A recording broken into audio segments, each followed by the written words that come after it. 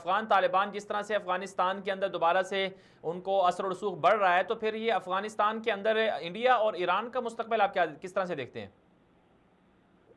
हाय, मुझे तो इंडिया का जो मुस्तकबिल है, वो इंडिया के एक जनरल है, उनका नाम अभी मेरे जेहन से निकल गया। पिछले दिनों ट्विटर पे उनकी अपने एक दूसरे साथी डिप्लोमेट के साथ बात हो रही थी, जी। तो उसमें उन्होंने जो जनरल थे, उन्होंने एक जुमला कहा था, वो मुझे वो इंडिया की का जो मुस्तकबिल है वो बिल्कुल उसको अया करता है। उसने कहा कि हमने अफगानिस्तान के अंदर अपनी रकम फंसाई, पैसा लगाया, और हमारा तमाम दारोमदार ईरान पे था, और ईरान ने हमारी कीमत पे अपने मफादात खड़े कर लिए, और अब हमारी हैसियत उस बंदर की सी है जो खेल से बाहर बैठा हुआ अपने जख्म खुरच रहा है।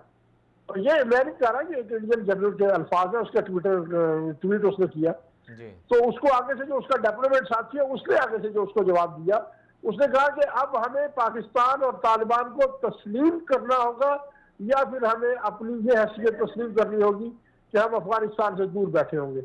जो यहाँ जो उनकी इन्वेस्टमेंट है इंडिया की अफगानिस्तान में, वो एक तरह से आप समझे कि जाया हो चुकी है, क्योंकि तालिबान के खिलाफ वो आज भी घटिया जुबान इस्तेमाल कर रहा है मोदी, और तालिबान के खिलाफ इन्होंने बाकायदा ऑपरेशन किए हैं, ये बगैर किसी हैसियत से उनके खिलाफ लड़ते रहे हैं। और मेरा नहीं ख्याल कि तालिबान का कोई रोल हो सकता है इंडिया का कोई रोल हो सकता है मुस्तकबिल में अफगानिस्तान में। हाँ, ईरान वो उसने बर वक्त तालिबान से रब्ते किए थे, जो पाकिस्तान से भी रब्ते में है, वो रूस के साथ भी कुछ कर रहा है, लेन देन की बातचीत। हो सकता है कि उसके मफादात का कुछ ना कुछ मामला देख लिया जाए, लेकिन सरे दस ना इंडिया के हाथ में कुछ है, और मुस्तकबिल में भी इंडिया के हाथ में कुछ दिखाई नहीं दे रहा। अलबत्ता ईरान के हाथ अभी तक तो खाली है, लेकिन जिस तरह से वो भागदौड़ कर रहा है बाको, इस्लामाबाद, काबुल, और ये वो हो सकता है तो उसको कुछ थोड़ा बहुत सेटल किया जाए। और वो जरूरी भी है, क्योंकि वो पड़ोसी है, वो पड़ोस में बैठ के आग लगाता रहेगा, इसलिए जरूरी भी है कि ईरान को मामला को सेटल किया जाए। सैफुल्लाह साहब, एक और हमारा टॉपिक था, वो ये था कि कीनिया के अंदर ईरानी सफीर को तखरीबकारी के इल्जाम में गिरफ्तार किया गया है, और फिर अमेरिका ईरान के मिसाइल प्रोग्राम को नाकाम बनाने की कोशिश कर रहा है। ईरानी सिपाही पासदारान इनकलाब के जो फिजाइया के जिम्मेदार थे, उनका एक बयान सामने आया। फिर साथ साथ एक और खबर भी सामने आई है ईरान से कि वहाँ के एक आला मजहबी रहनुमा ने कहा है कि हसन रूहानी जो है ये नाकाम हो चुके हैं, ये निज़ाम हुकूमत, क्योंकि बहुत ज़्यादा गुर्बत है, महंगाई है, और कहते हैं कि आने वाले दिनों में बगावत भी हो सकती है हसन रूहानी के खिलाफ। तो आप ईरान की सूरत हाल किस तरह से देखते हैं कि एक तरफ से अंदरून खाना ईरान जो है बहुत टूट फूट का शिकार है, फिर दूसरी तरफ से अफ्रीकी ममालिक के अंदर भी मुदाखलत है, और मशरक़ वुस्ता के अंदर भी ईरान की मुदाखलत है। ईरान का मुस्तकबिल निज़ाम हुकूमत का किस तरह से आप देखते हैं? लेकिन ये तो जो आपने फरमाया कि उनके फर्दकार दहशतगर्दी में पकड़े गए हैं, वो तो वो हैं जो पकड़े गए हैं, लेकिन मैं तो ये समझता हूँ, जितना मैंने इनको स्टडी किया, कि जो नहीं भी पकड़े जाते करते वो भी यही कुछ है, लेकिन ये है कि वो पकड़े नहीं जाते। और जहाँ तक ईरान के अंदर की सिचुएशन है, तो ये जब इलेक्शन हुए थे जो पिछले, जिनमें हसन रूहानी साहब इलेक्ट होके आए थे, उन इंतखाबात से पहले भी आप देख लें तो वहाँ जो वलायत फ़की और सदारत है, ऐवान सदर है, उनके दरमियान इंतहाई कशीदगी मौजूद है। ईरान के दरमियान वहाँ इनकलाब और जिद्द इनकलाब की दो फोर्सेस बरसरे पैकार हैं एक दूसरे के खिलाफ। इलेक्शन से पहले आपको याद होगा कि पासदारान का जो हसन रूहानी थे, इन्होंने इलेक्शन कैंपेन में जाते हुए पासदारान ने कड़ी तनकीद की थी, और कहा था कि ये वो लोग हैं जो बैरून मुल्क दहशतगर्दी करते हैं और बैरून मुल्क जाके ईरान को फंसाते हैं, और ये हमारा चेहरा खराब कर रहे हैं। उसके जवाब में फिर ये हुआ था कि पासदारान ने हसन रूहानी की एक इलेक्शन जो रैली थी उसमें हमला करवा दिया था।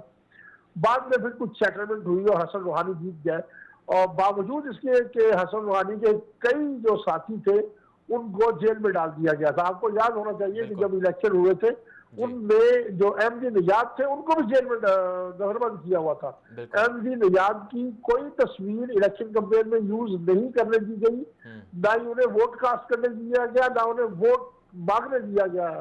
तो ये यहाँ तक वहाँ कन्फ्रंट्रेशन है। वहाँ की जो पॉलिटिकल कुव्वतें हैं वो हसन रूहानी के साथ है, और मैं ये समझता हूँ कि हसन रूहानी जो है निस्बतन काबिल कबूल चेहरा है ईरान का वलायत फ़कीह के मुकाबले में। जो वलायत फ़कीह के साथ अटैच फोर्सेस हैं जैसे कि पासदारान इनकलाब है और दीगर उनके दहशतगर्द तंजीमें हैं, हिजबुल्लाह भी उसमें शामिल है, और अला भला ये पता नहीं क्या कुछ। लेकिन एक और सैफुल्लाह साहब, एक और जिस तरह से ये तो है सिपाही पासदारान और विलायत फ़कीह ये आपस में मजहबी और सियासी कुव्वतों में इख्तलाफात तो हैं ही हैं, लेकिन साथ साथ हमने देखा कि इंडिया और ईरान ने मिलकर पाकिस्तान को जिस तरह से धमकियां दी, सिपाही पासदारान ने अभी पिछले एक हफ्ते से हम देख रहे हैं मुख्तलिफ औकात में धमकियां उनकी आती रही, तो पाकिस्तान ने कोई एक्शन लिया है या पाकिस्तान की तरफ से कुछ इस तरह का एक्शन लिया जाएगा कि ईरान पाकिस्तान को क्यों धमकियां देता है? देखिए, मैं इस मामले में बड़ी अजीब सी सिचुएशन है, बल्कि शायद कुछ अगर इसको हम उस सतह पे जाके देखें तो समझ आ भी जाती है कि ईरान में जो सिचुएशन है जी, ईरान की जो वलायत फ़कीह है वो हमेशा से इंडिया के साथ इन लाइन रही है। हमें हमेशा पासदारान की तरफ से प्रॉब्लम का शिकार हम रहे हैं। आपको याद होगा 80 की दहाई में कोयटा में जो बगावत हुई थी, कोयटा में जो कत्लेआम हुआ था, वो पासदारान ने किया था, पकड़े गए थे, बाद में उनको जाके बॉर्डर पे रिहा किया। उस वक्त के वज़ीर दाखिला असलम खटक की स्टेटमेंट ऑन द रिकॉर्ड मौजूद है। तो ये चीजें तो है, उनकी वलायत फ़कीह जो है वो पाकिस्तान के लिए कतई अच्छे जज्बात नहीं रखती। यहाँ जो उन्होंने प्रिंस अमीर मोहम्मद बिन सलमान के जो दौरा पाकिस्तान के मौके पे उन्होंने एक जाली सी तंजीम बना के जो मैं उसे दहशत गर्दी ही कहूँगा, एहतजाज करने की कोशिश की, उसमें हुकूमत पाकिस्तान ने इंतहाई सख्त रद्द-ए-अमल दिया, और बिल्कुल ठीक सख्त रद्द-ए-अमल दिया। ऑपरेशन हुआ, इनके लोग पकड़े गए और इनके सारा कुछ हुआ। तो उसके रद्द-ए-अमल देखिए, ये मोहम्मद बिन सलमान पाकिस्तान में तशरीफ ला रहे थे, तो एक तरफ इंडिया का रिएक्शन है कि पुलवामा का जाली वाकया हुआ और उन्होंने एक वॉर सिचुएशन हिस्टेरिया बिल्डअप कर दिया। ठीक उसी तरह से ईरान ने भी पाकिस्तान के खिलाफ धमकियां देना शुरू कर दी और वॉर हिस्टेरिया डेवलप किया।